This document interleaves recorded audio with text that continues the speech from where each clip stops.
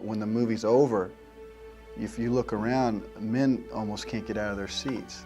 They have to sit there. You know, there's a lot of guys who are going to probably see the end credits of the movies for the first time. Because they can't get up right away, because it deals a little bit with your father, and if you don't have him anymore, you realize it's not a phone call you're going to be making anymore. Hey, Dad? You want to have a catch?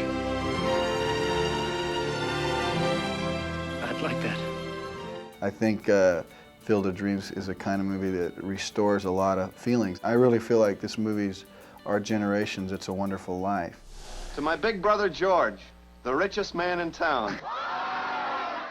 This field, this game, is a part of our past, Ray. It reminds us of all that once was good, and it could be again. When you think about movies, there should be moments in them that you'll never ever forget in your whole life. And that's what they need to be about. When you think back, there's things you'll never ever forget. Hey! Is this heaven? No. It's Iowa. I think this is what people want to see. I think people want to go into the theater and have something completely wash over them. It's a movie that doesn't have a category, and it's a movie that can remind people why they like movies, because it's a journey. If you build it, he will come.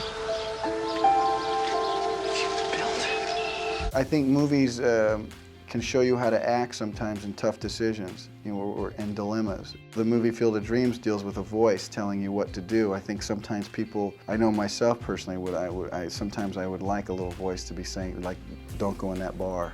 Don't go. I wish a voice would come into my life sometime, you know, to really kind of help you on some kind of tough decision. There is something out there, Ray. And if I had the courage to go through with this, what a story it'll make.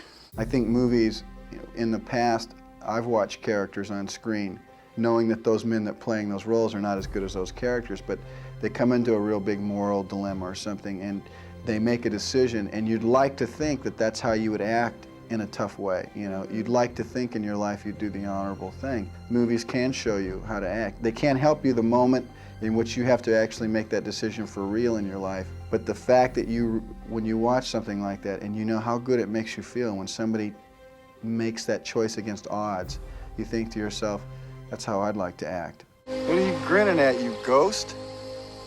If you build it, he will come.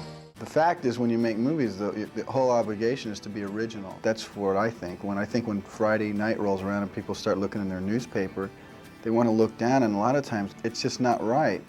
And you don't have a choice. And so when I do a movie, I do it with the idea that there's a choice. There's a choice for story. It's exactly what I would want to see if I decide to go to the movie and put down $6. You'll find value in the movie. It runs deep. But that's what movies are supposed to do.